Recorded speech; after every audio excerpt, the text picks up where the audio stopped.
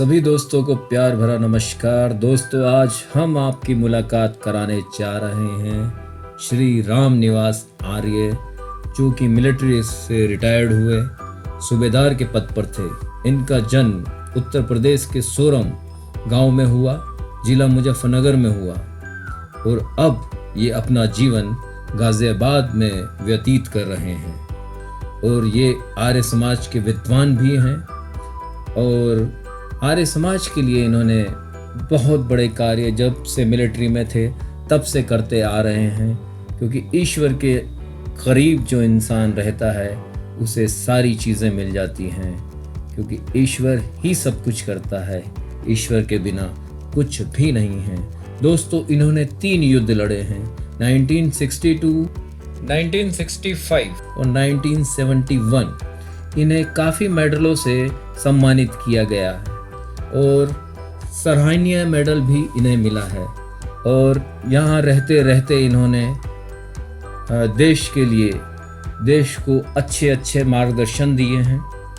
और इन्होंने 1960 में आर्मी ज्वाइन की थी और 1983 तक ये आर्मी में रहे और आज ये समाज कल्याण के लिए कार्य कर रहे हैं। और जाट समाज के लिए, ये दारा सिंह जी के साथ आप देख सकते हैं, जाट समाज के लिए भी बहुत कार्य कर रहे हैं। और इनके जीवन के विषय में आज हम बताने जा रहे हैं। ये जो मेडल है जो इन्होंने युद्ध के दौरान जीते हैं, और इन्हें ये सारे मेडल्स उसी दौरान मिले हैं। इन मेडलों को हम आपको दिखा रहे हैं। और दोस्तों, ये सराहनीय मेडल है, ये देख सकते हैं आप, सराहनीय सेवा के लिए दिया गया है ये मेडल। और ये ईएमई में पद पर रहे थे। और ये पुराने फोटोग्राफ आपको आगे बढ़ने से पहले तो मैं भारतीय थल सेना में 1960 से भर्ती हुआ। 1962 में चीन के साथ युद्ध में वहाँ कश्मीर में भाग लिया। उसके पश्चात सन 65 में जो है वो पाकिस्तान के साथ युद्ध हुआ। हम उस समय कारगिल में थे। कारगिल में हमारी सेना ने और राजपूत रेजिमेंट ने एक ही झटके में एक ही रात में 17 पोस्ट ले ली। उसके पश्चात 71 का युद्ध हुआ, उसमें बांग्लादेश को जीत लिया और 93,000 सैनिक जो हैं वो सरेंडर कर गए पाकिस्तान के। तो एक बड़ी उपलब्धि रही है और ये सब भारत की सेना का एक परम शौर्य माना गया है। आज विश्व के अंदर भारतीय सेना अपने आप में महान है और सारा विश्व इसकी वीरता और महानता की चर्चा करता है। इसलिए इस अवसर पर अपने स्वतंत्रता दिवस के लिए एक मैथिली शरण गुप्त ने एक बात कही है, जिसे निज राष्ट्र भाषा का नाभिमान है, वो जीवित ही मृतक समान है। तो हमें इन बातों का ध्यान रखना चाहिए। हमें राष्ट्र के कल्याण के लिए और भारत को विश्व गुरु बनाने के लिए, जैसा कि हमारे प्रधानमंत्री का आदेश है, उसको हम बनाने के लिए सारे जो अपने भारत के जितने भी लोग हैं वो सब एकजुट होकर, हिंदू मुस्लिम सिख ईसाई सब एकजुट होकर के आगे बढ़ें और इस राष्ट्र और समाज को आगे बढ़ाते हुए, एकजुट होते हुए, एकता का सूत्र बांधते हुए चलें। हमने देखा है कि लोग समाज में सारे काम मिलकर के कर सकते हैं। यानी एक शादी में सब हिंदू मुस्लिम सिख ईसाई सब शामिल हो जाते हैं। एक होटल में सब एक साथ ठहर जाते हैं। एक हवाई जहाज में सीधे सब के सब मिलकर के सफ़र कर लेते हैं। और कहीं पार्टी में बैठते हैं तो सब मिलकर के पार्टी कर लेते हैं।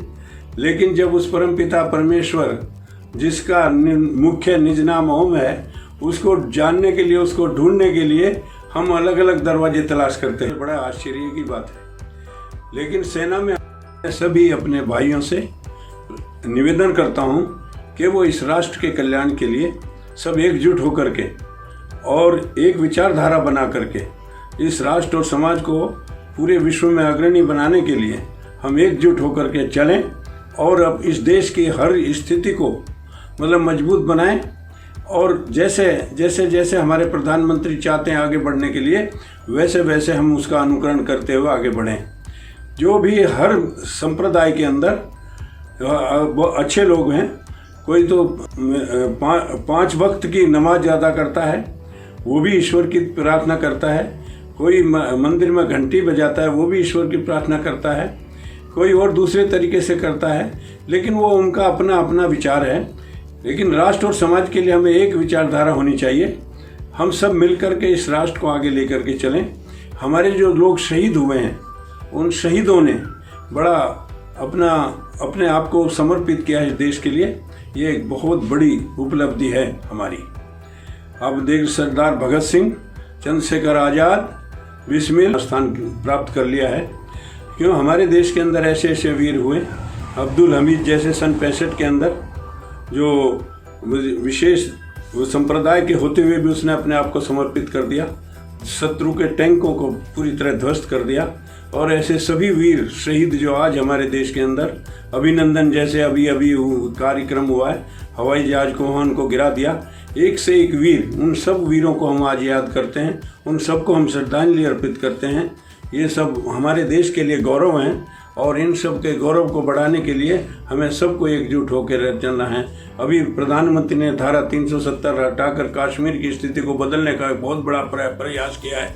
कश्मीर को नया जीवन देने का प्रयास किया है। ये कश्मीर की समस्या जो 47 से चली आई है, वहाँ के लोगों का कोई कल्याण आज तक नहीं हुआ है।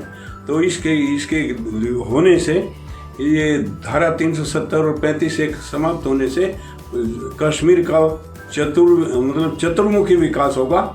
इसलिए जो है हमें प्रधानमंत्री को हम इसके लिए बहुत धन्यवाद कहते हैं।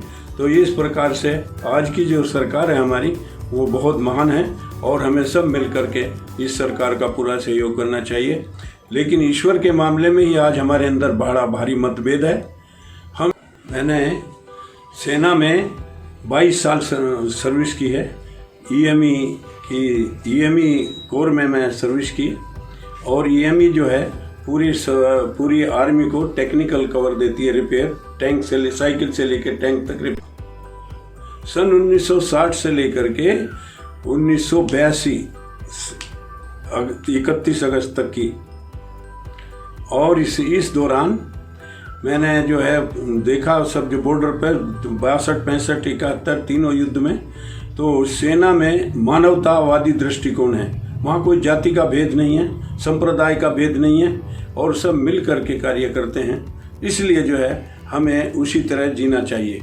जब हम यहाँ रिटायरमेंट के बाद आए तो हमें मालूम हुआ कि अलगाव कितना होता है। लेकिन जब तक हम लोग सेना में रहे, हमें कभी इस तरह का एक दूसरे हिंदू, मुस्लिम, सिख, ईसाई में कोई भेद नज़र नहीं आया। लेकिन इसके बाद यहाँ समाज में देखा कि ये भेद को भी हमें आपस में दूर करना चाहिए। हम सब मिलकर के एक पतीले में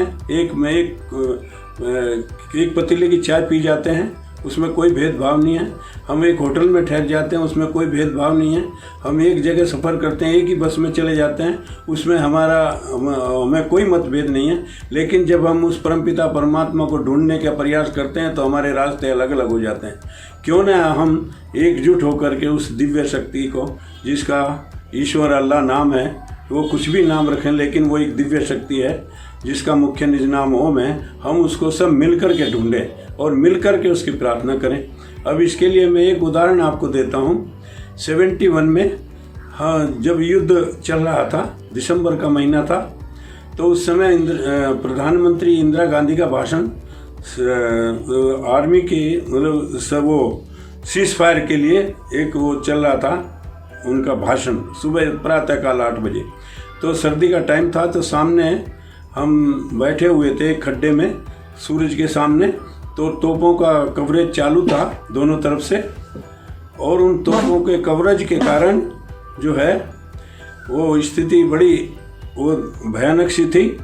और उस समय हम वहाँ बैठ गए धूप में, और ट्रांजिस्टर खोला हुआ था, उस समय टेलीविज़न नहीं थे। और उस पर चलते चलते जो है वहाँ पर एकदम से परमात्मा की तरफ से आह्वान होता है मुझे, क्योंकि जो हमारे कुछ लोग ईएमई के मेरे साथ बैठे हुए थे, अपने जो मैकेनिक थे, और मैं एकदम से वो भाषण सुनते सुनते मैंने ट्रांजिस्टर को पकड़ लिया और उसको उठाकर सबको आदेश दिया कि अपने अपने मोर्चे में चाहिए जल्दी। तो जैसे ही वो उन लोगों ने बड़ा आश्चर्य किया कि इतना इंदिरा जी का इतना खास भाषण चल रहा, आप एकदम से, मैं कहा सब इसकी परमात्मा की प्रेरणा जल्दी चाहिए। तो जैसे हम लोग सब अपने मोर्चे तक पहुँचे तो मुश्किल से मोर्चे में अंदर दाखिल होते ही जहाँ हम बैठे थे वहीं पर जो है तोप का गोला गिरता है और वो तोप के गोले में इतना खड्डा बना देता है तो बड़ा आश्चर्यजनक होता है सारी वहाँ पर रेजिमेंट को। एयर डिफेंस रेजिमेंट में उस समय हम थे वहाँ, और उस एयर डिफेंस रेजिमेंट में कि ये कमांडेंट जो आए उन्होंने हल्ला मच गया कि भाई EME वाले आज समाप्त हो गए, तो बड़ा गड़बड़ हुआ। लेकिन जब उन्होंने देखा आकर के तो उन्होंने सारी स्थिति बताई और बोला भाई ये आपके जो इंचार्ज हैं रामनिवास आर्य, तो ये बड़े महत्वपूर्ण हैं और ये तो वास्तव में पक्के धार्मिक हैं। युद्ध के समय भी बैठ के संध्या करते थे, ईश्वर का नाम लेते थे, युद्ध के समय भी जूते जाते पहने हुए भी, राइफल वो गन लगी हुई भी फिर भी, लेकिन उसके बाद भी आज ये पता लगा कि परमात्मा किस तरह से रक्षा करता है। तो हमें उस परमपिता परमात्मा की रक्षा में हमेशा रहना चाहिए, उसके संपर्क में रहना चाहिए। तो हमारा देखते हैं हम हमारे शरीर की समस्त क्रिया वो परमपिता परमेश्वर कर रहा है। हम सांस कैसे लेते हैं, खाते कैसे हैं, कैसे हमारे अंदर ऊर्जा बनती है, ये सारी क्रिया परमपिता परमात्मा ने हमें बनाया और बनाने के बाद इस शरीर की सारी क्रिया भी वही करता है। तो इसलिए हम लोग उसमें पूरी तरह से जो है उस परमात्मा पर अद्भुत विश्वास करें। नाम उसके अलग अलग हो सकते हैं लेकिन काम एक ही है, वो सत्ता एक ही है। हम मानवतावादी बने और मानव धर्म का पालन करें, एक अच्छे इंसान बने। और वो मानवता का धर्म क्या है कि जो मैं अपने लिए चाहता हूँ वही मैं दूसरों के लिए भी चाहूँ। इसलिए मैं किसी जीव को किसी प्रकार का कष्ट ना दूँ, यही हमारे लिए सार्वभौमिक स्थिति है। इस तरह से मुझे रहते रहते महर्षि दयानंद का ग्रंथ सत्यार्थ प्रकाश पढ़ने का अवसर मुझे प्राप्त हुआ वहाँ लाइब्रेरी से, और उनको पढ़ कर के जो हमारे अंदर विचार शक्ति आई तो वो सात्विक विचारधारी और भारत के राष्ट्रीय गौरव को बढ़ाने के लिए विचार पैदा हुए। और इस प्रकार भारत के उस आर्यवर्त देश को याद करते हुए जब ये देश में आर्य मतलब एम भूमि याददाय आर्याय, ये भूमि मैंने श्रेष्ठ व्यक्तियों को दी है, परमपिता परमात्मा कहता है, यानी श्रेष्ठ व्यक्तियों को दी। आर्य मतलब श्रेष्ठ व्यक्तियों को दी है, और श्रेष्ठ व्यक्तियों के राजा का कर्तव्य है श्रेष्ठ की रक्षा करे, दुष्टों का नाश करे। दुष्टों को अगर राजा के आदेश से सुधारने का प्रयास किया जाए वो सुधर जाए, अगर वो नहीं सुधरता है तो उसको मार डाले, राजा का दायित्व है। तभी इस देश में जो इस भारत में ये देवभूमि की रक्षा हो सकती है। और आज जो जगह जगह से आतंकवादी गतिविधि बढ़ती चली जा रही हैं, उसके लिए हमें सबको मिलकर के उसका मुकाबला करना चाहिए।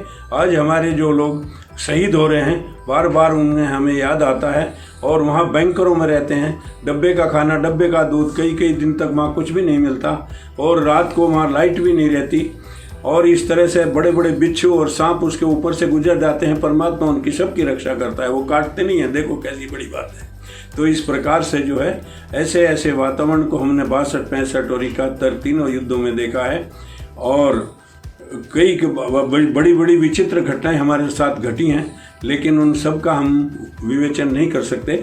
तो इसलिए जो है सेना में जाना और राष्ट्र के गौरव को बढ़ाना और राष्ट्र की रक्षा के लिए कृत संकल्पित होना, ये मेरा सबसे निवेदन है कि जो भारत के भावी नौजवान हैं वो उसमें आगे बढ़ें और इस राष्ट्र को आगे बढ़ाने के लिए हर तरह से तन मन धन से पूरी तरह से साथ दें, और हमारे प्रधानमंत्री श्री नरेंद्र मोदी जी के उन कार्यों को आगे बढ़ाने में पूरा सहयोग करें।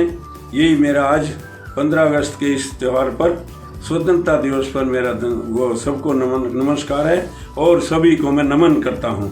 ओम शांति।